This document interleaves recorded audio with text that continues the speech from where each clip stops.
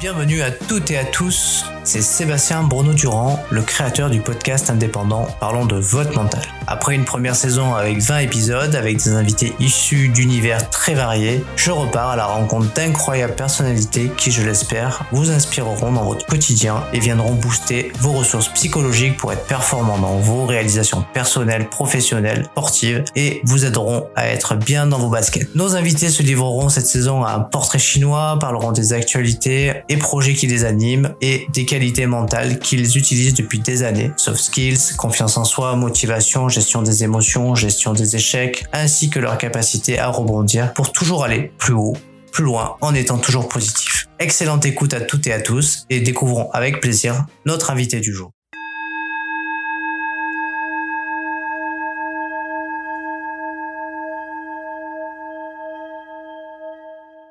Bonjour à toutes et à toutes, nous voici là pour un nouvel épisode et je vous amène du coup aujourd'hui à La Réunion, à la rencontre de Sylvaine Cussot, dit Sissi. Salut Sissi, comment ça va? Salut Sébastien, bonjour tout le monde. Écoute, ça va super. Je suis de retour à La Réunion depuis hier. Donc j'ai retrouvé l'été, la chaleur, les palmiers, tout va bien. Et les tongs. Et les tongs et le short. Ouais, j'ai bien suivi ton périple quand t'es arrivé sur le territoire d'Île-de-France, sorti de l'avion avec c'était une doudoune, le jean, les chaussures et on a bien compris que t'aimais pas ça. Non, c'est sûr. La chaleur de La Réunion me convient très très bien. Alors, si. Donc du coup, tu es une athlète confirmée, tu fais beaucoup de trail, mais tu es aussi chargée de com. Tu fais du marketing, tu es rédactrice web, donc pour iRun. Et tu as une collaboration avec ASIC, si je ne me trompe pas. C'est exact. Alors du coup, l'objectif c'est de parler de ton mental aujourd'hui. Commencer ce podcast. J'aimerais qu'on commence par un petit portrait chinois, si tu en es d'accord. Allons-y. Alors si tu étais une couleur, tu choisirais laquelle et pourquoi? Je pense que je choisirais le vert. Parce que alors c'est pas parce que c'est ma couleur préférée, parce que j'ai pas vraiment de couleur préférée. J'ai toujours la couleur, c'est en fonction de à quoi elle est utile. Donc c'est pas la même chose pour un vêtement, pour un tableau ou pour une paire de chaussures par exemple. Mais le vert représente l'espoir, représente la nature. Le vert c'est aussi les jolies couleurs de l'été. Donc voilà, le vert me va très bien. Puis en plus c'est la couleur de ma nouvelle belle voiture. Qui représente une belle lionne. Eh oui, la jolie Peugeot, c'est ça? Ouais, c'est ça, exactement. Si tu devais choisir un livre, lequel choisirais-tu? Alors j'en choisirais aucun, malheureusement, parce que je suis pas du tout une grande lectrice. Fut un temps, je lisais beaucoup les Musso, Guillaume Musso, j'adorais. C'est plutôt mon style de livre, tu vois, les histoires un peu tordues qui te permettent vraiment de t'évader.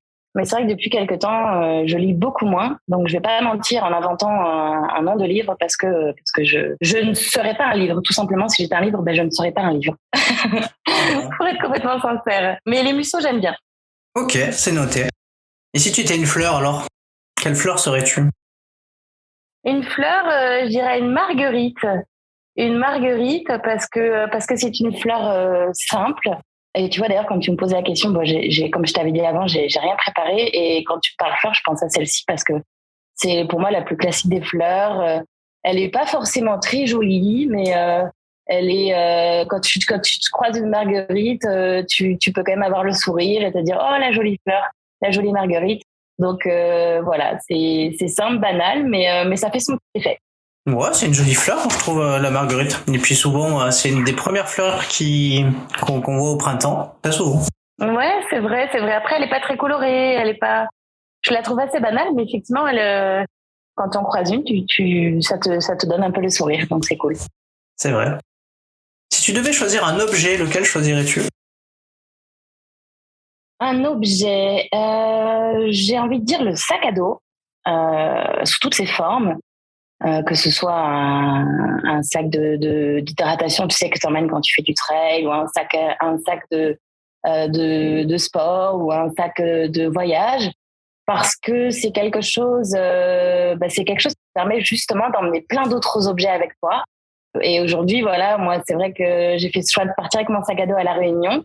Et dans mon sac à dos, j'ai quelque part pris un peu toute ma maison. Et voilà, un sac à dos, ça permet d'emmener plein de choses avec soi, les choses qui comptent. C'est super pratique. Ok, pour le sac à dos. Bon, après, à La Réunion, t'as pas pris qu'un sac à dos quand même.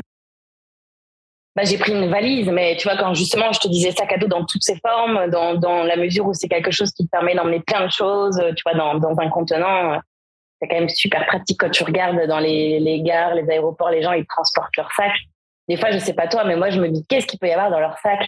Tu sais, c'est chacun à l'intérieur. Et je suis sûre que ce serait rigolo d'ouvrir chaque sac et voir chacun qui amène ses petits objets précieux. C'est marrant. C'est vrai. Chacun amène ses petits trucs. Est-ce que t'es gourmande? Je suis pas gourmande de sucré du tout même. En général, tu vois, le matin, je suis plutôt salé que sucré. En général, au restaurant, je vais plutôt prendre un déca en fin de repas qu'un café. Non, pas trop. Une petite glace, ça passe bien, mais je suis pas du tout pâtisserie. Ok. Et si tu devais choisir un plat cuisiné, tu choisirais lequel? J'ai envie de dire une salade César. J'adore les Césars. Surtout, tu vois, à La Réunion, il fait très chaud, donc on mange beaucoup froid. Et j'adore les Césars sous toutes ses formes, sous toutes leurs formes. Et c'est vraiment une salade que j'adore. Avec un œuf qui coule, avec un petit peu de fromage. Voilà. Et ce qui est rigolo, c'est que chaque cuistot la fait différemment, même si dans les grandes bases, c'est la même. Et voilà, mes colocs savent que craquer, c'est un grand mot, hein, parce que c'est pas un truc de gourmand non plus. Ouais, c'est sûr. Mais en tout cas, je crois qu'il est l'heure de manger chez toi, alors que chez nous c'est le matin. Mais du coup, ouais. tu m'as donné faim. Si tu devais choisir un moment de la journée que tu préfères, ça serait lequel et pourquoi? Sans hésiter, la fin de journée, au moment du coucher du soleil. C'est vrai que je suis pas trop du matin. En général, je mets toujours un peu de temps à me mettre en route. Tu vois, le sport, c'est plutôt fin de matinée ou fin de journée, mais très rarement tôt le matin. Pourtant, c'est vrai que le matin, les couleurs sont belles, mais c'est pas là où je suis plus en forme. Mais fin de journée, j'adore. Voilà, les couleurs sont jolies. C'est un autre moment qui démarre, la soirée. Et voilà, c'est vrai que j'aime beaucoup ce moment-là. Si tu devais choisir un art, quel choisirais-tu? Alors, la musique. Parce que j'adore le son, j'adore le chant et la danse associée, tout ce qui est rythme. Je trouve que c'est important de mettre de la joie, de la bonne humeur dans sa vie, et je trouve que la musique, ça en fait partie. Autant, tu vois, la musique qui peut te faire donner envie de chanter, de danser, que celle qui peut te faire un peu te rendre nostalgique de certaines choses. Je trouve que ça te procure des émotions, et j'aime beaucoup tout ce qui procure des émotions, et je trouve que voilà, la musique, c'est vraiment un bon moyen de s'évader et de se laisser un peu aller à pleurer, à rigoler, à plein de choses. Et est-ce que tu cours avec de la musique? Oui, ça m'arrive de temps en temps, et j'aime beaucoup. Souvent, c'est sur des parcours que je connais très bien, et la musique qui me permet de trouver une autre motivation que la découverte de paysages, de nouveaux endroits, des choses comme ça. Et ouais, ça m'arrive. Je dirais une fois sur 3, tu vois. J'aime bien m'accompagner de musique. Ok. Parce que des fois, il y a des runners et des runneuses il y en a qui courent sans musique, il y en a qui courent avec de la musique. Des fois, ça m'a toujours un petit peu interpellé, enfin voilà. Moi, je sais que j'aime bien courir en musique, et je connais des gens qui aiment pas courir avec de la musique. Du coup, voilà pourquoi la question. Ouais, tout à fait. C'est vrai qu'on en parle de temps en temps avec d'autres coureurs. Ouais, je comprends. C'est une bonne question, et je pense qu'on a tous nos raisons, voilà. Et puis je comprends aussi tout à fait ceux qui préfèrent se concentrer sur leurs sensations, sur l'environnement, les oiseaux, voilà. Chacun ses façons de fonctionner. Alors, côté vêtements, si tu devais choisir un vêtement, tu choisirais lequel? Plutôt une veste plutôt Gore-Tex d'ailleurs, parce que c'est quelque chose que j'ai tout le temps avec moi quand je pars en sortie longue en montagne. Tu sais que je suis très frileuse. Du coup, je supporte pas d'avoir froid. C'est vraiment quelque chose. J'ai vraiment du mal avec le froid, et franchement, une veste Gore-Tex, les vestes Gore-Tex m'ont souvent sauvée sur certaines courses. Il s'est mis à déluger, le froid, la neige. Voilà, tu mets la capuche, ça te protège, et c'est vraiment un accessoire qu'il faut vraiment avoir sur soi. Enfin, moi, je conseille toujours à tout le monde, quand tu pars en montagne, même s'il fait beau, la météo peut switcher d'une minute à l'autre, et c'est important d'avoir toujours une veste sur soi. On prend note du conseil. Gore-Tex. Si Si tu étais une qualité, tu serais laquelle? C'est toujours la question. Je déteste répondre à cette question. Tu sais, c'est les questions qu'on me pose à l'entretien d'embauche. 3 qualités, 3 défauts. En général, tu les prépares avant. Souvent, c'est ce qu'on me dit, c'est ouais, je suis dynamique. Voilà, j'aime bien quand ça bouge. Même moi-même, je me supporte pas quand je suis pas en forme et quand je suis molle et quand je sens que je manque d'enthousiasme et parfois d'envie. Et même moi, je me mets des coups de pied aux fesses quand je suis comme ça. Et voilà, j'aime bien les gens aussi comme ça, tu vois, quand tu sens devant toi, il y a du répondant, il y a des mouvements, tu sens qu'il y a de la vie. Et ouais, je suis plutôt d'un naturel assez comme ça, je pense. En tout cas, c'est ce que tu nous renvoies sur les réseaux sociaux, que t'es plutôt punchy, parce que même avec la clavicule cassée, avec le péroné en convalescence, si je me souviens pas, et puis je sais pas, il y a plein d'autres choses. Je crois que j'ai jamais pu te voir à l'arrêt vraiment, quoi. T'as toujours des options pour bouger, en tout cas. Ouais, c'est clair. Je supporte pas d'être. Comme beaucoup de sportifs, on est des mauvais blessés. Hein. On n'aime pas être à l'arrêt. On n'est pas habitué à ça. Forcément, on essaie de trouver des solutions pour continuer à bouger malgré les bobos. Si tu étais un chiffre, tu serais lequel? Ça me fait sourire en même temps que je pose la question.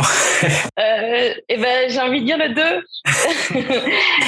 J'ai envie de dire le 2 parce qu'on a 2 bras, on a 2 mains, on a 2 jambes, on a 2 pieds, on a 2 yeux. Parce que j'ai fait énormément de 2e place et parce que j'aime bien beaucoup, parce que je cours pas après les victoires. Là, je te parle au niveau sportif du coup. Voilà, c'est vrai que j'ai souvent été à Bueno 2e place.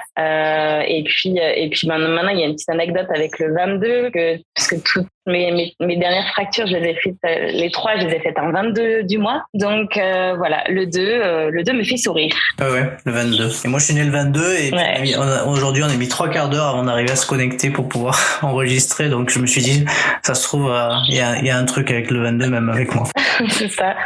Allez, une petite dernière, et puis après on passe sur la thématique du mental. Si tu devais choisir une saison de l'année que tu préfères, ça serait laquelle? L'été, parce qu'il fait longue, parce que les couleurs sont belles, parce que pour les enfants c'est aussi un moment spécial de vacances. Ils vont voir les grands-parents, la famille.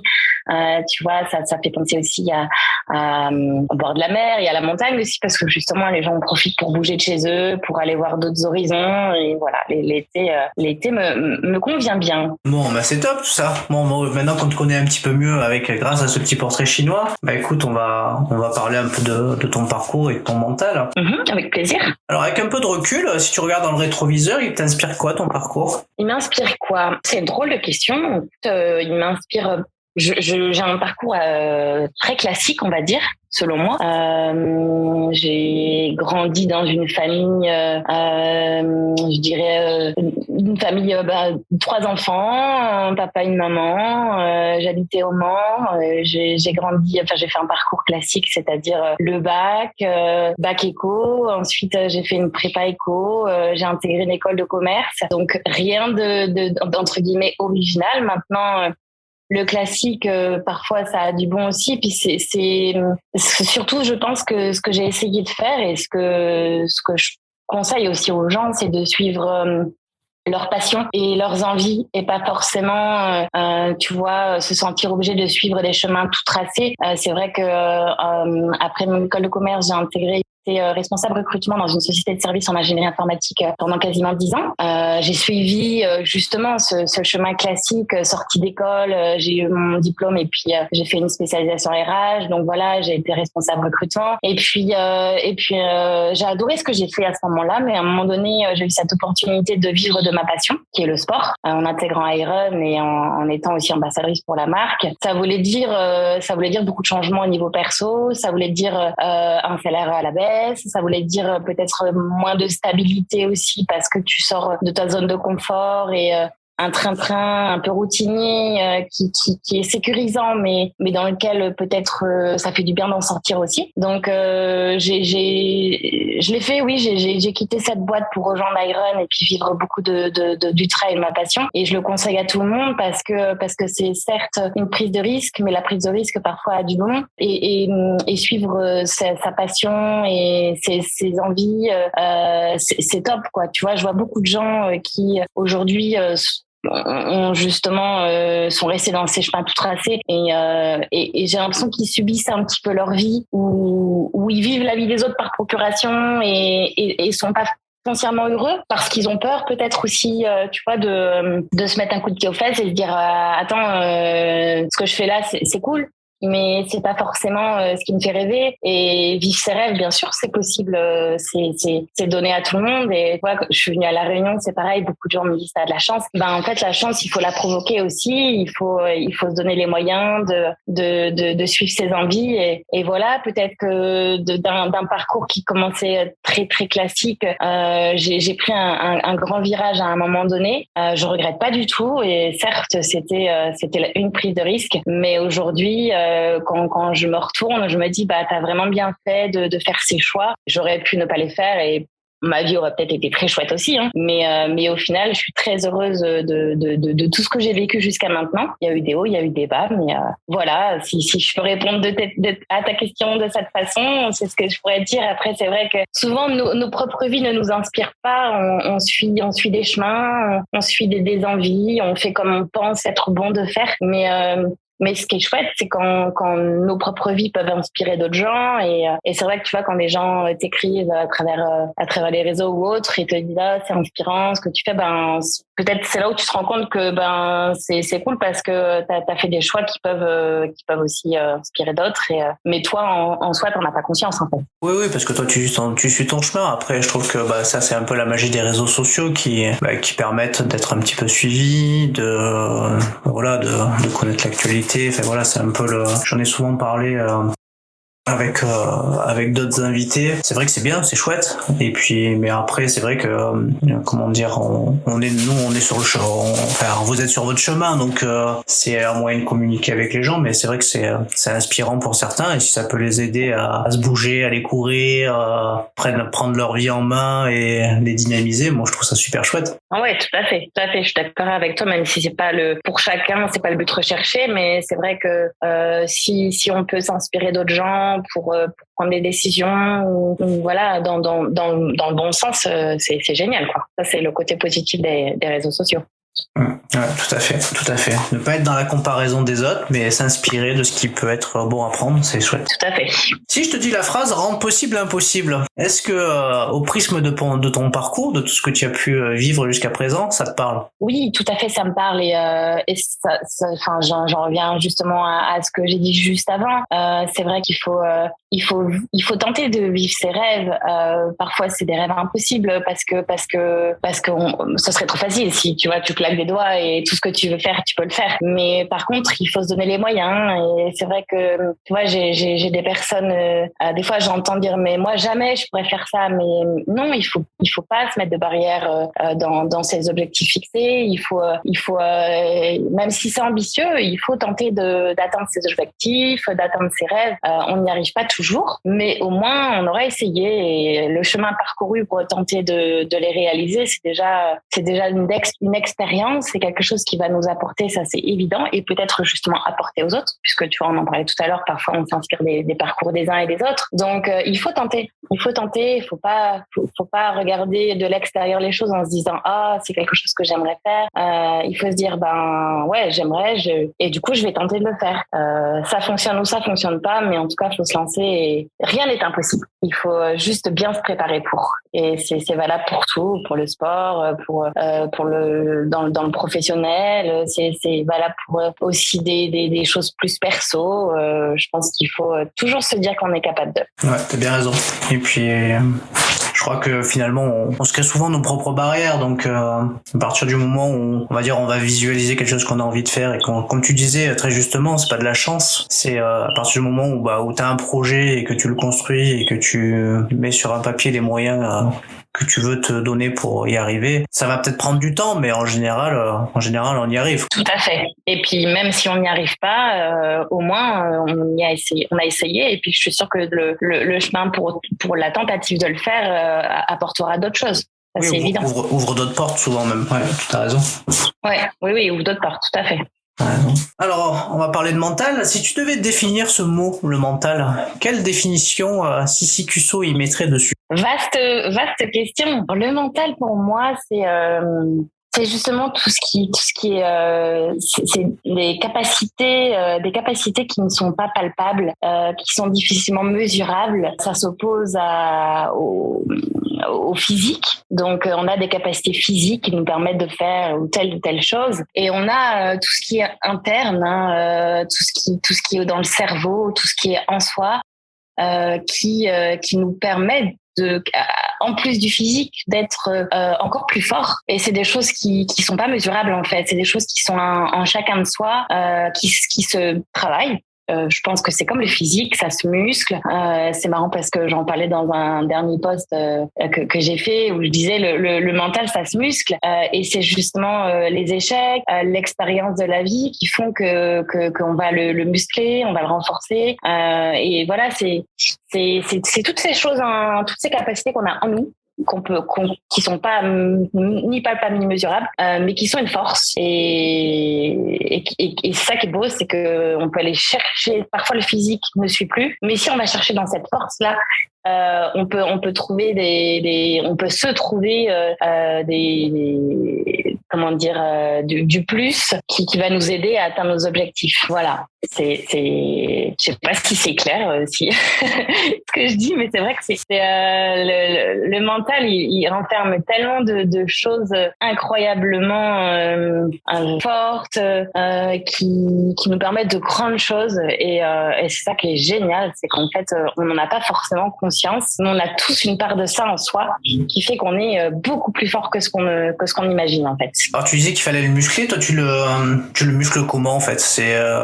C'est quelque chose que tu fais depuis longtemps, comme tu parlais des expériences, mais est-ce que tu utilises des outils spécifiques, de la préparation mentale, en tout cas dans ton activité sportive ou personnelle? Non, je fais pas du tout de préparation mentale. C'est vrai que j'ai été approchée par des préparateurs mentaux. C'est qu'on dit préparateurs mentaux qui ont proposé de m'accompagner, mais c'est vrai que pour l'instant j'en ai pas ressenti vraiment le besoin parce que je pense réussir à trouver moi-même des petits outils en fait qui me permettent justement comme tu disais de renforcer d'utiliser ce levier comme une force. Enfin j'essaye en tout cas parce que alors j'ai pas vraiment d'outils, mais disons qu'au bout d'un moment, tu te connais, tu sais ce qu'il faut pas faire et ce qu'il faut faire, tu sais où aller chercher les petits trucs. Moi, je sais que, tu vois, par exemple, si un matin je me lève, j'ai moins envie d'aller m'entraîner, je vais laisser l'envie arriver aussi. Tu vois, si je m'entraîne le matin, puis le matin je pars ce soir et j'écoute de la musique, il y a des choses qui fonctionnent bien, comme regarder aussi. Tu retombes sur des moments que t'as connus dans ta vie qui t'ont apporté des choses. Une course où tu as eu des émotions de fou, tu as été accompagné, tu as franchi la ligne d'arrivée avec le sentiment de satisfaction, des choses qui t'ont procuré des émotions, des choses comme ça. Ou même, tu as des personnes qui s'inspirent d'autres. Donc, tu vois, tu as peut-être besoin d'aller voir sur tel ou tel profil, quelqu'un qui peut-être pourrait te donner un petit coup de boost. Voilà, moi, je me dis toujours que quand il n'y a pas l'envie, c'est que le corps n'est pas forcément prêt aussi. Donc, on me demande souvent combien de temps laisser de récup après un ultra. Par exemple, c'est vrai que souvent, quand l'envie est là d'aller courir, d'aller faire du vélo, ça veut dire que le corps est récupéré, le corps est prêt. Quand t'as pas envie, quand t'es fatigué, souvent c'est que c'est pas le moment et il faut laisser l'envie venir. Donc voilà, j'ai pas vraiment d'astuce, mais ce qui est sûr c'est qu'il faut vraiment rester focus sur ses sensations, ses propres sensations et pas forcément se sentir obligé de. C'est vrai que on le disait tout à l'heure, les gens sont de plus en plus dans la comparaison. Tu vois, tu vas sur Strava, tu vois, oh là là, il voit la courrier tel, faut que j'y aille. Non, en fait, il faut éviter de faire ça parce que c'est ça qui est néfaste, c'est quand on commence à se comparer. En fait, on a chacun nos modes de fonctionnement, on a chacun nos propres entraînements, il faut rester focus sur ses objectifs, en tout cas pour tout ce qui est préparation pure et dure. Après voilà, on peut s'inspirer de certaines façons de faire des uns et des autres, mais voilà, je me suis un peu perdue dans pas mal deux sujets différents. Mais ouais, je pense qu'il faut vraiment suivre ses propres sensations. Non, mais tu as évoqué des outils, hein, des outils qui sont importants. C'est déjà c'est s'écouter déjà, on est à l'écoute de son corps et de sa tête, donc ce qui est important déjà. Et surtout, tu as évoqué le fait d'avoir des ancrages positifs sur des expériences passées réussies qui permettent aussi d'aller rechercher des sensations et des souvenirs motivants qui permettent de se donner du boost, quoi. Donc tu vois, tu utilises des outils qui sont les tiens, mais qui peuvent être aussi des outils de la préparation mentale qu'on va pouvoir en tout cas développer chez d'autres athlètes qui les utilisent pas, athlètes ou même ça peut être des managers, ça peut être des étudiants, ça peut être voilà, en général les outils de la préparation mentale tu peux les décliner à plein de choses, hein, finalement. Oui, tout à fait. Alors t'as souvent soulevé le sourire, t'as souvent la banane, donc la question c'est, est-ce que l'enthousiasme est important pour le mental? Je pense que oui, c'est important parce que rester positif c'est aussi se muscler son mental. Tu sais, quand tu te réveilles et que tu sens que c'est un jour sans, t'as pas trop d'envie, t'as juste envie de te recoucher. Bon, c'est peut-être que t'es fatigué, mais c'est peut-être aussi parce que tu manques. Ouais, il y a ce truc qui fait que faut sourire, il faut la bonne humeur et le sourire, c'est synonyme d'enthousiasme. Et l'enthousiasme en général, c'est ce qui te donne envie d'entreprendre, de sortir de chez toi pour aller faire des choses. C'est aussi ce qui t'ouvre vers les autres. Moi, je suis aussi convaincue qu'on apprend par intermédiaire des autres et souvent tu fais des projets parce que tu fais des rencontres. Voilà, parfois il faut rester focus sur son propre parcours et sur ses propres sensations, mais on peut aussi s'imprégner des autres et faire des rencontres. C'est aussi des fois trouver des nouveaux chemins et voilà. Et quand t'es positif et enthousiaste, tu vas aller plus facilement vers les gens en étant positif. Et puis je sais pas toi, mais nous-mêmes on va plus facilement aller vers quelqu'un qui va nous sourire, qui va être ouvert. Et bien sûr, je pense que d'être positif, ça aide dans beaucoup de choses dans la vie, en fait.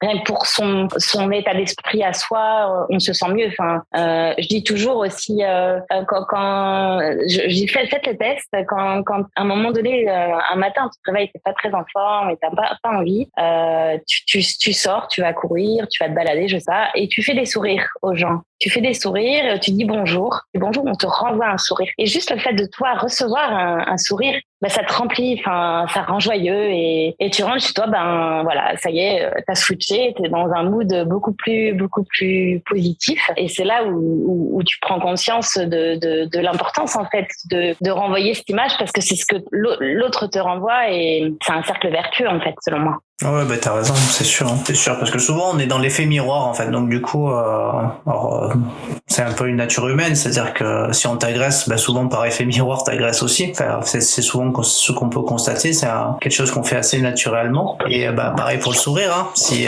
un sourire envoie un autre, souvent je dis. Hein. Oui, c'est ça. Après, il y a des régions où tu peux dire bonjour au sourire dans le métro le matin en région parisienne. C'est pas toujours le cas. C'est ça.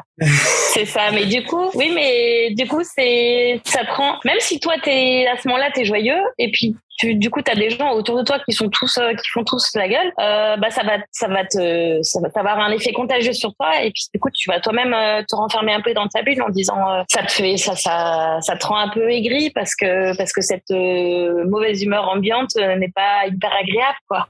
Et c'est là où tu te rends compte que l'humeur générale est très contagieuse. C'est vrai. Je crois qu'il y a même un livre qui dit que les émotions sont contagieuses, donc ça va un peu dans le même sens. Ouais, je connais pas ce livre. Tu m'en diras plus. Ouais, les émotions sont contagieuses, il me semble que c'est ça. D'accord, je me renseignerai. Je te donnerai les références si tu veux. On va parler un peu de ta confiance. Est-ce que tu es quelqu'un qui a de la confiance naturelle depuis le départ, ou c'est ta confiance, tu l'as gagnée avec le temps? Non, je pense que tout le monde perd la confiance de temps en temps. C'est quelque chose qu'on n'a pas, c'est pas forcément inné. Encore une fois, notre entourage, je pense, joue beaucoup là-dedans. Quand tu as quelqu'un autour de toi qui te tire vers le haut, félicite, qui t'encourage à faire des choses, ça va t'aider à garder la confiance en toi. Et quand tu as des gens qui t'écrasent, qui ont tendance à dévaloriser. Tu vois, j'ai tendance à dire toujours il faut toujours s'éloigner de ces gens négatifs et néfastes pour nous, parce que ça va nous plomber et ça va pas nous aider, ça va pas nous tirer vers le haut. Et forcément, ouais, la confiance en soi, elle s'acquiert avec le temps, elle s'acquiert avec l'expérience, elle s'acquiert avec notre entourage.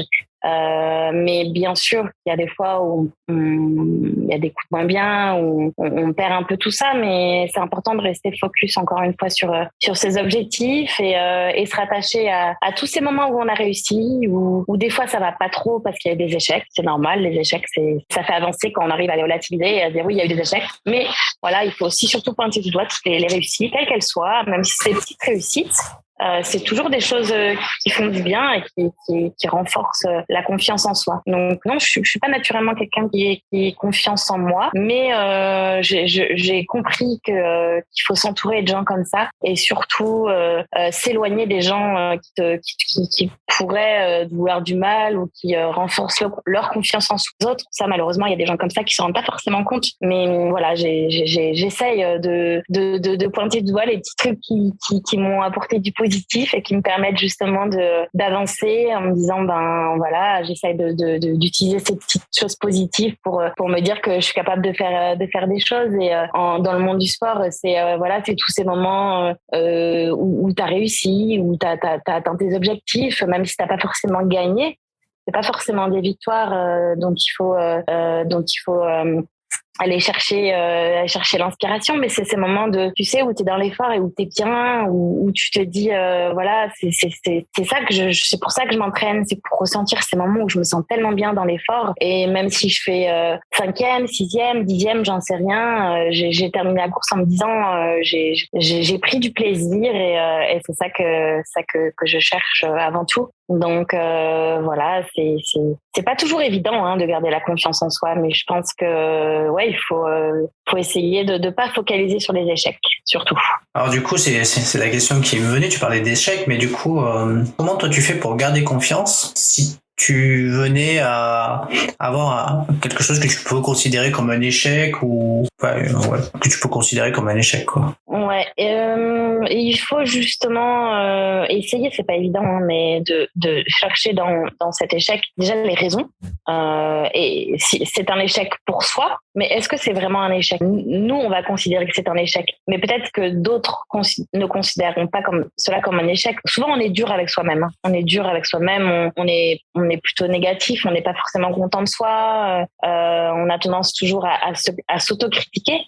Donc déjà vraiment se dire est-ce que dans ce que j'ai fait, moi j'ai l'impression que j'ai pas réussi, mais est-ce qu'il n'y a pas des points positifs? S'il y a vraiment pas de points positifs, c'est ok, j'ai pas réussi. Est-ce que dans la tentative de réussir, est-ce que il n'y a pas des choses positives quand même, parce que j'ai fait quand même j'ai fait ça dans le chemin parcouru, il y a quand même des choses voilà, je me suis quand même bougée, j'ai essayé je me suis aussi, si on pense au côté sportif, je me suis préparée, j'ai développé des qualités mentales, physiques qui sont quand même positives. Donc je pense dans l'échec, il faut toujours essayer de rechercher les petites choses positives quand même. Et puis et puis après, en retirer des leçons, c'est-à-dire pourquoi j'ai pas réussi. Est-ce que justement, c'est pas intéressant de lister les raisons qui ont fait que j'ai le sentiment d'avoir échoué. Je dis le sentiment parce qu'encore une fois, on est peut-être dur avec soi-même et l'échec est parfois relatif. Donc pourquoi j'ai le sentiment d'avoir échoué? Quels sont les objectifs que j'ai pas l'impression de pas avoir atteint? Les lister et les raisons et puis pas reproduire justement ces choses qui ont fait qu'on n'a pas réussi. Donc voilà, juste se servir de cet échec comme d'une expérience et puis du coup ne pas les reproduire et puis s'en servir peut-être aussi d'une force parce que ça va permettre de travailler les points faibles, de dire voilà, bon, j'ai pas réussi, j'ai encore une fois pour reprendre sur le côté sportif puisque c'est ma passion et ma pratique. J'ai pas tenu sur la durée, je manque d'endurance, j'ai eu des problèmes de ventre, donc peut-être qu'il faut au niveau alimentation, j'ai pas fait ce qu'il fallait, je me suis mal alimentée, j'ai eu des crampes, donc je me suis peut-être mal hydratée, voilà, je me suis pas assez préparée, peut-être que je travaille plus la montée, la descente, tu vois, c'est essayer de relativiser et de se dire en fait c'est pas grave, il y aura du plus la prochaine fois. Donc en fait finalement tu vas pas te concentrer sur le résultat, mais tu vas plus te concentrer sur les moyens et comment tu vas faire pour les améliorer, pour continuer à prendre du plaisir et puis aller faire une meilleure performance, si je synthétise. Ouais, sans pour autant étouffer le résultat, hein, parce que le résultat il est là quand même, il faut pas l'oublier quand même. Mais si on considère que le résultat est mauvais, c'est pas grave, il faut le relativiser et se dire il y a tout ce qu'il y a en amont qui m'a apporté et c'est une expérience. Donc voilà, ça donne un point de référence qui fait qu'on va essayer de faire mieux. Et puis je vais te dire, si le résultat est mauvais, on peut que faire mieux la prochaine fois. Donc quelque part, il faut presque mieux faire dixième la première fois. On a plus de chances de s'améliorer ou de faire un chrono pas terrible. Et comme ça, on sait qu'on peut la première fois. Eh ben, c'est la deuxième fois que tu considéreras que tu fais un échec parce que tu feras moins bien que la première fois. Ouais, effectivement. Est-ce que ça t'est déjà arrivé de te lancer dans un projet, mais que finalement beaucoup de personnes de ton entourage ne croient pas à la réussite de ce projet et du coup, comment tu t'y es prise pour t'affranchir un petit peu de ce que pensaient les gens et pour, on va dire, aller dans ton projet que tu voulais réussir? Alors, j'essaie de réfléchir à mon expérience en même temps que tu me poses la question. Non, franchement, j'ai la chance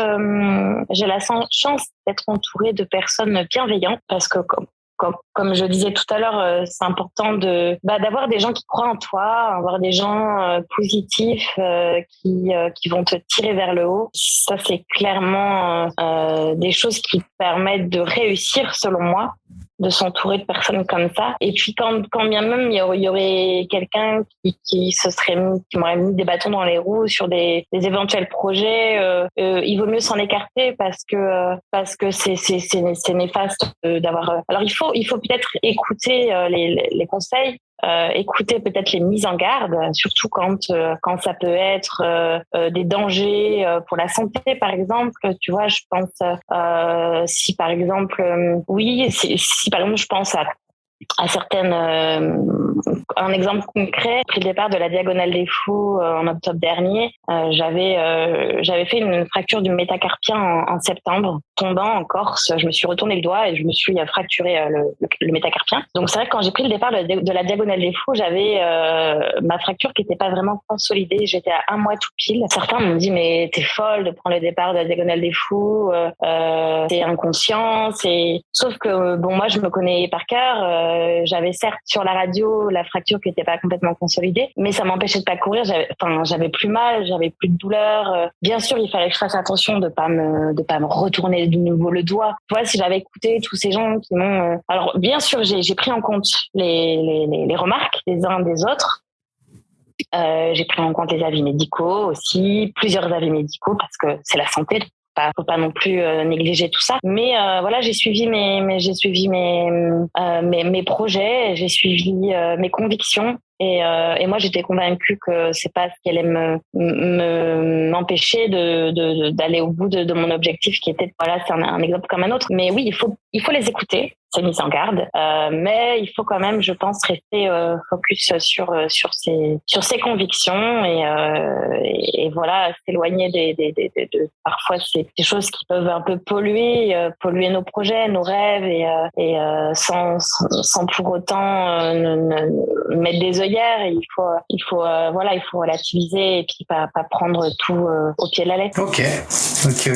Tu as bien raison, en tout cas, je crois que c'est vraiment important de s'entourer de gens positifs et qui croient en soi, et je crois que c'est capital, et je crois que c'est valable pour tout, hein, que ça soit dans le monde de l'entreprise, s'entourer de bons collaborateurs, quand on est athlète, d'avoir des entraîneurs, des préparateurs mentaux, des préparateurs physiques qui croient, il y a tout un staff qui croit en toi et qui t'accompagne aussi vers, dans les moments où tu réussis, puis les moments où c'est plus dur aussi, quoi.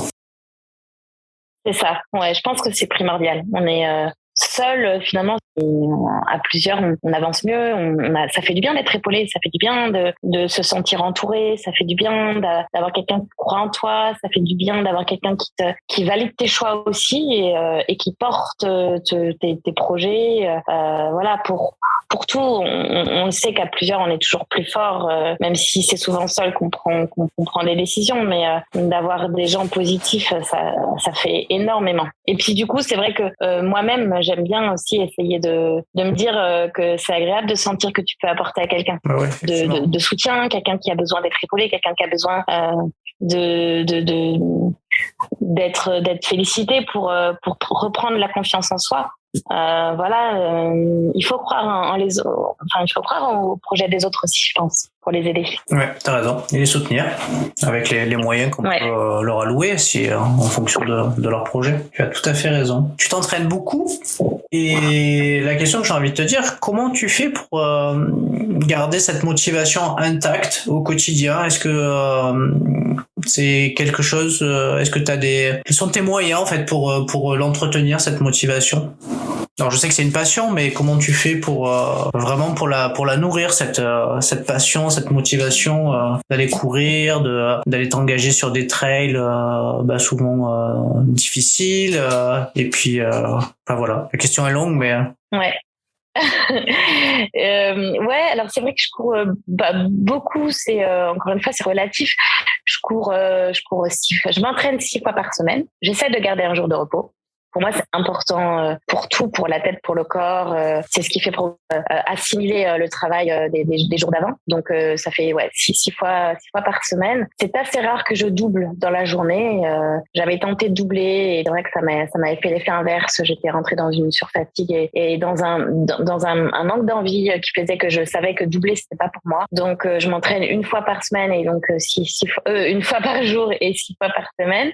Et je t'avoue que je me pose pas trop cette question de manque d'envie parce que j'ai toujours aimé ça a toujours été un plaisir. Je vais jamais m'entraîner par obligation. C'est vrai que j'entends beaucoup d'athlètes de haut niveau parler de sacrifice. Je déteste parler de sacrifice parce que pour moi il y a aucun sacrifice, c'est-à-dire que tu vois quand je vais courir le dimanche 8 heures dans ma fat par exemple, je peux pas parler de sacrifice. C'est n'importe qui aimerait le faire. Tu prends ton sac, tu vois des paysages de fou, t'es dans la nature. C'est génial. Tu vis des choses incroyables et voilà, j'ai toujours aimé en fait l'effort. J'ai toujours. C'est plus en fait un moment que j'attends que je me dis c'est cool, là, je vais aller m'entraîner. Et puis le jour où j'ai pas envie, je me dis si t'en as pas envie, c'est que ton corps il est peut-être fatigué, il a peut-être besoin de repos. Donc j'ai aussi compris avec l'expérience que c'est pas en s'accordant un jour de repos supplémentaire qu'on va régresser. Il faut savoir aussi s'écouter. Mais ouais, je cherche jamais la motivation ou très très rarement. Et quand j'ai besoin de la chercher, je te dis, je mets un peu de musique. Je décale l'entraînement à un autre moment de la journée parce que je me dis que physiologiquement, c'est peut-être que c'est pas le moment pour moi d'y aller. Mais c'est très rare. J'ai toujours envie. J'aime ce moment. Je repense à ces moments où on est dans l'euphorie, là où t'es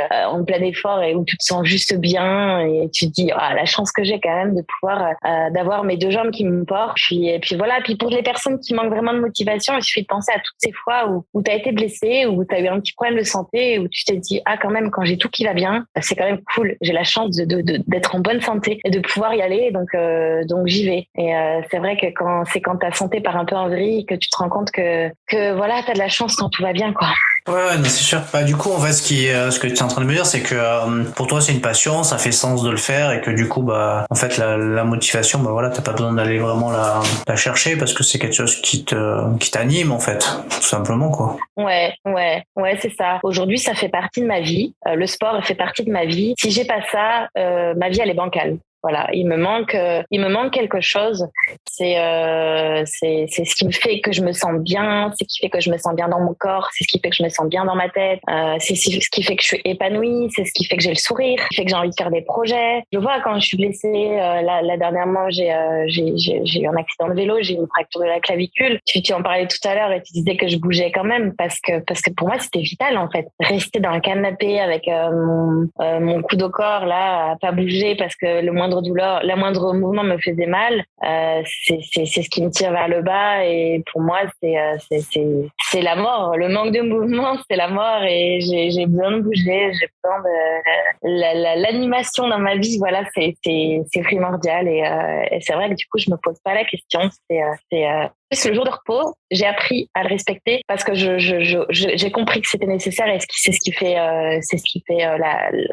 qui fait qu'on peut durer aussi. C'est qu'il faut aussi un peu penser à se reposer de temps en temps. Tu parlais de douleur, mais j'ai l'impression que t'es un petit peu, alors je sais pas, je pense pas que tu sois douillette mais j'ai l'impression que la douleur, t'arrives à la gérer quand même relativement bien, puisque du coup sur la diagonale des fous que tu as faite, donc tu t'es fait mal bien avant l'arrivée. Donc, je sais pas, tu as dû faire une 40aine de kilomètres, je crois, avec une fracture au péroné, ou je crois que c'est en tout cas situé dans cette zone-là. Est-ce que comment t'as fait en fait, c'est la question que je me suis posée quand ça arrivait, mais pour dépasser certainement la douleur qui devait être relativement quand même intense au niveau de ta jambe, pour pouvoir continuer du coup à courir. C'est une question que je me suis vraiment posée au moment où j'ai lu ça sur les réseaux ou dans les journaux, quoi. Ouais. Alors je suis pas douillette, ça c'est sûr.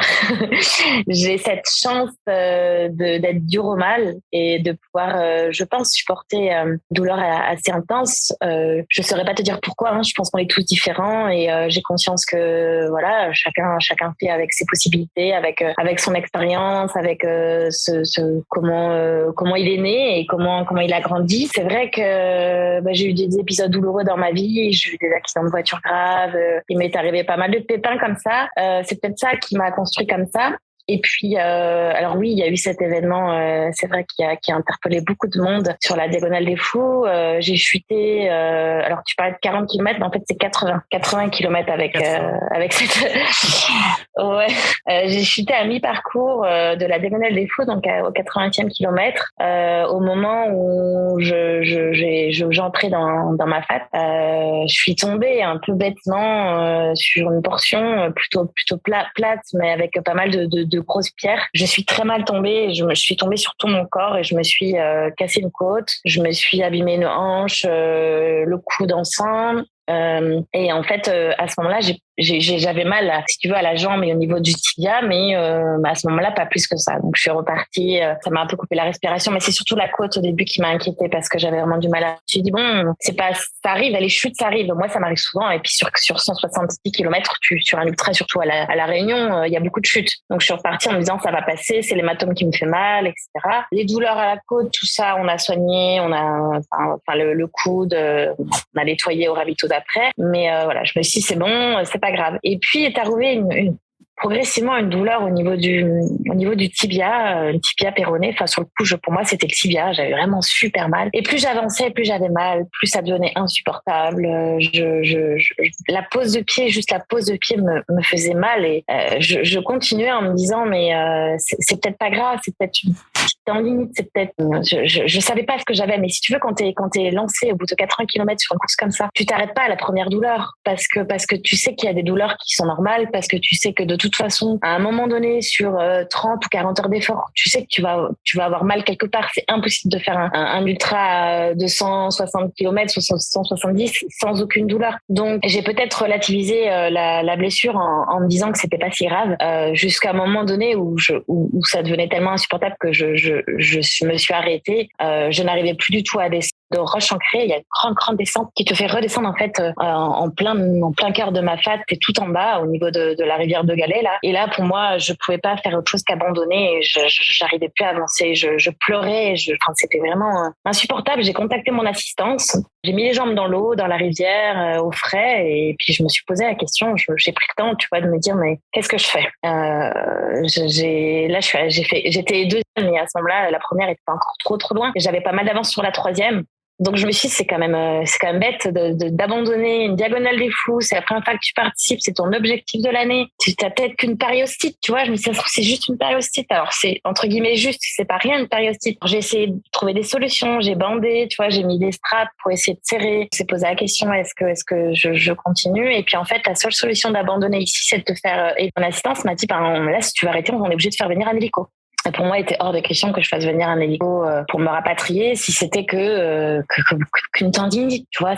J'ai pris le temps de me poser, de peser le pour et le contre, et puis je suis repartie en me disant on verra, je vais aller au ravito d'après, et puis en montée ça me faisait un peu moins mal qu'en descente. Donc la montée suivante à Roche-Plate, j'ai serré les dents, et puis en fait j'ai serré les dents jusqu'à l'arrivée. Je peux pas te dire ce qui m'a porté d'un ravito à l'autre et ce qui m'a fait continuer. Ce qui est sûr, c'est que j'ai continué dans une douleur atroce, et que j'étais focus sur une chose, c'est arriver et me dire que la douleur était temporaire, et qu'une fois franchi la ligne d'arrivée, j'allais me soigner, et que ce serait pire d'abandonner parce que j'allais m'en vouloir toute ma vie, alors que la douleur, j'allais la soigner, que le corps allait se réparer. Et tu vois, j'étais focus sur ça, en fait. La douleur est temporaire, l'abandon est définitif. L'abandon, toute ta vie, tu vas t'en vouloir, et toute ta vie, tu te seras voulu d'avoir arrêté sur cette course qui, pour toi, est super importante. Je l'avais bien préparée. C'était la Réunion. J'avais aménagé ici depuis début d'année. J'avais mon assistante qui me suivait, qui était venue exprès pour moi.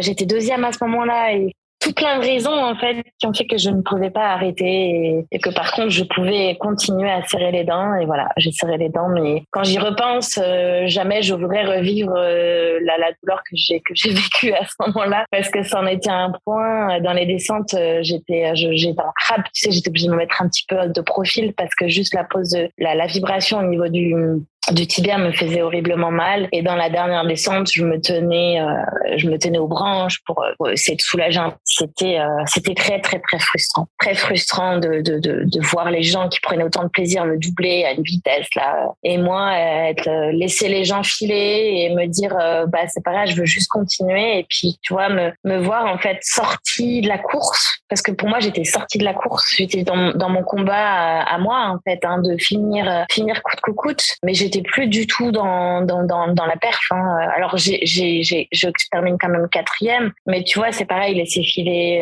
la 2e place, laisser filer la 3e place, voir le podium s'envoler, c'était pas grave, parce que je voulais juste terminer, et puis c'était mon combat à moi. Mais qu'est-ce que c'était frustrant de vivre ça, c'était tellement frustrant. Voilà, mais c'est une expérience de plus. Je me suis réparée, et aujourd'hui je vais très bien. Mon péroné s'est réparé. Alors en fait, ce qui s'est passé, alors c'est un peu long, mais du coup, ce qui s'est passé apparemment d'après les médecins, alors donc j'avais bien une côte de cassé, ça a été très long d'ailleurs, la côte, ça a été très douloureux les jours d'après, mais le péroné, il y a une torsion en fait au niveau de la chute qui aurait provoqué une fissure sur le péroné, et ce qui fait que sur le coup j'ai pas eu trop mal, et qu'en fait les chocs répétés de la course et les petits sauts que tu peux faire à la diag, parce que tu as beaucoup d'escaliers, et puis tu vois le dénivelé fait que tu fais quand même beaucoup de petits sauts, aurait provoqué la fissure qui se serait devenue fracture, tu vois, et qui fait que ça a aggravé les choses. Et voilà, c'est que quand j'ai passé la radio, j'ai détecté une fissure au niveau du péroné, qui n'était pas une fracture franche comme j'ai pu avoir au niveau de la clavicule dernièrement après ma chute à vélo. Donc qui sait, je pense, réparer aussi plus vite qu'une fracture franche, quoi. Mais je le souhaite à personne, parce que c'était vraiment pas agréable. Ah ouais, tu m'étonnes. Mais en tout cas, j'ai l'impression que en fait ça me fait penser du coup en t'écoutant que le fait de te focaliser sur du coup de visualiser l'arrivée, te focaliser uniquement sur les moyens que tu avais pour avancer, et de pas te concentrer de toute manière sur ce que tu ne pouvais pas contrôler, c'est-à-dire finalement la douleur, et tu pouvais que faire avec. Ça finalement ça t'a porté à aller jusqu'à l'arrivée, quoi. Oui, exactement. Ouais, il faut penser, ça a été important cette demi-heure où je me suis posée, et j'ai pensé à l'après, j'ai pensé au moment, j'ai pensé aux conséquences. Alors c'est vrai que j'ai eu quelques critiques de gens qui m'ont dit, mais est-ce que tu as pensé à toi? C'est inconscient ce que tu as fait, c'est pas bien l'exemple que tu donnes. En fait, j'avais conscience que ce que j'avais était pas anodin. Mais j'avais aussi conscience que c'était pas si grave, et que derrière il y aurait pas un côté irréversible, et que j'allais me réparer. Voilà, je suis pas non plus inconsciente. Et puis j'ai pris les précautions qu'il fallait pour pas que derrière il y ait d'aggravation aussi. Donc tu vois, dans cette folie qui m'a prise, j'y avais aussi une part de conscience et de prudence qui a fait que voilà, j'ai quand j'ai quand même pris en compte tous ces aspects-là et voilà, c'est un choix personnel que j'ai fait en prenant en compte quand même tout le reste. Et moi-même, j'ai conscience que peut-être d'autres n'auraient pas pris cette décision. Et c'est ça qui est beau, c'est qu'on est tous différents. Et j'aurais tout à fait compris que quelqu'un arrête. Voilà, chacun fait en fonction de ses ressentis et de ses propres expériences aussi. Et aujourd'hui, je regrette pas du tout le choix d'avoir continué. Oui, puis de ses ressources physiques et psychologiques aussi, hein, puisque finalement, t'as trouvé la ressource en toi pour y arriver. Donc après, certes, peut-être que d'autres l'auraient peut-être pas fait, mais en tout cas, toi, c'était ton choix. Donc voilà.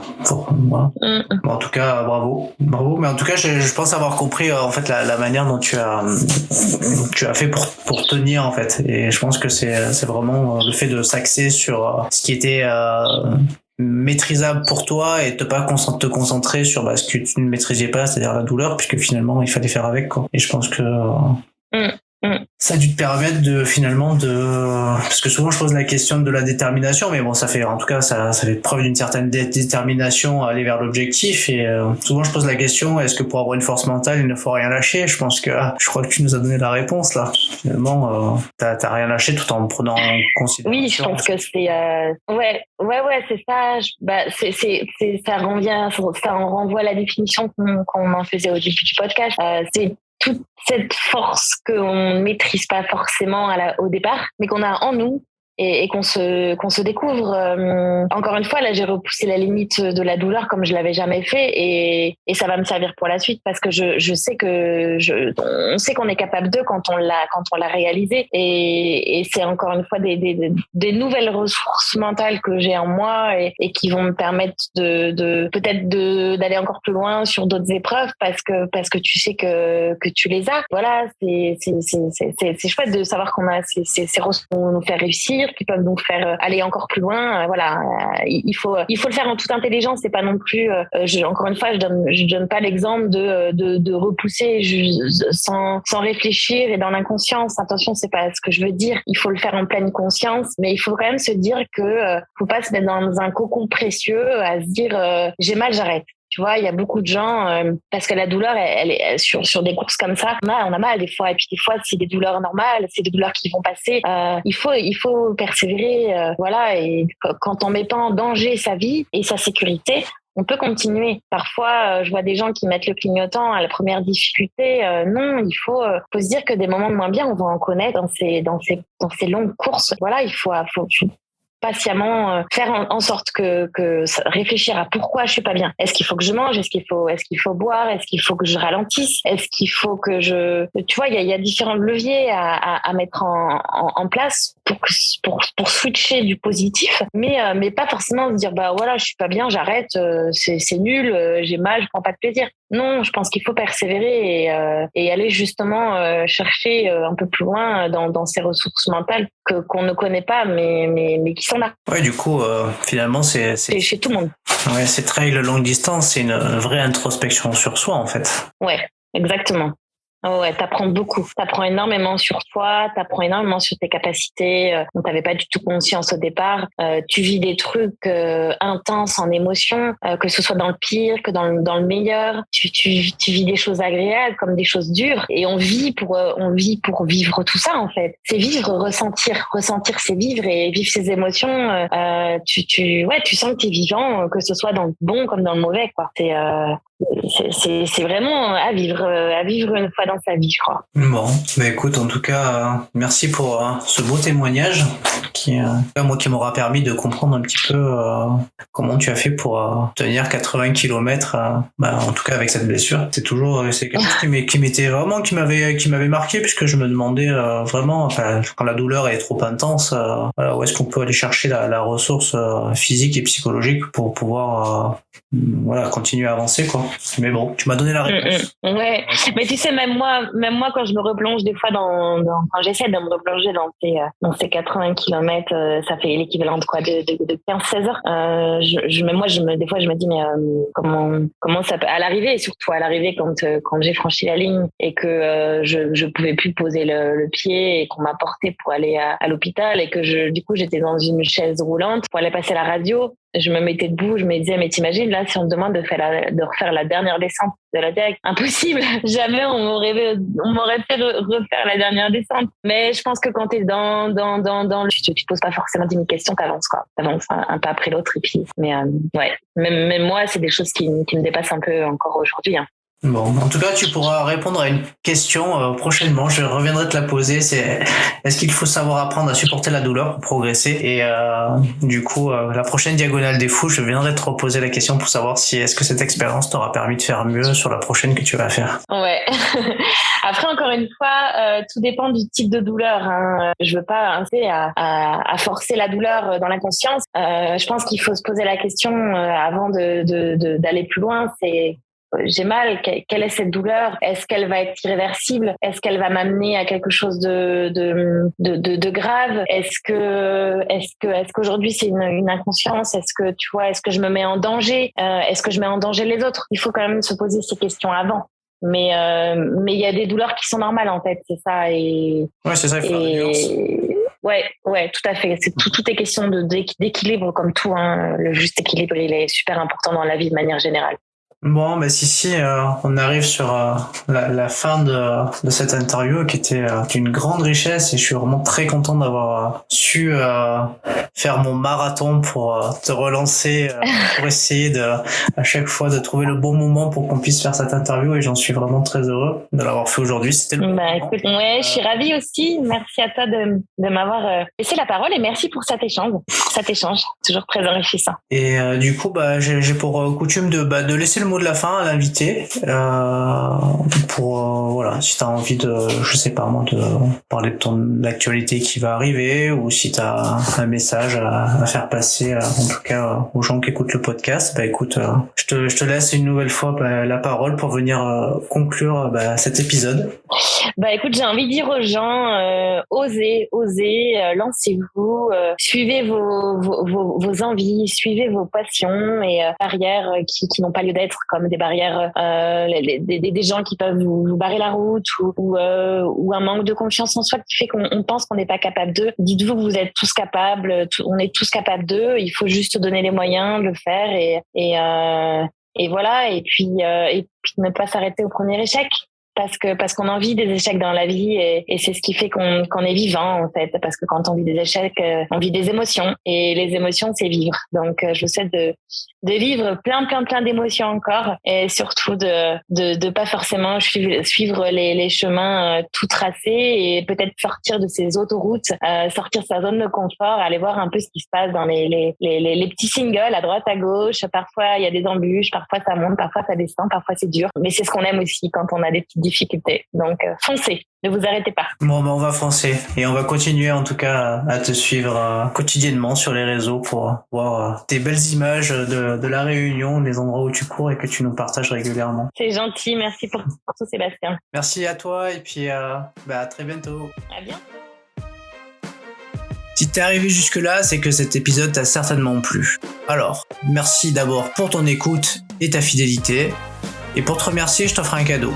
30 minutes de coaching avec moi pour t'aider sur le sujet que tu souhaites. Pour obtenir ton cadeau, laisse un avis et un commentaire sur Apple Podcast via iTunes, et fais une copie d'écran, tu me l'envoies, je te la partage dans la foulée sur mes réseaux sociaux, et je te contacte également pour que tu me parles de ton mental. Bye bye à toutes et à tous, on se retrouve très prochainement pour un prochain épisode.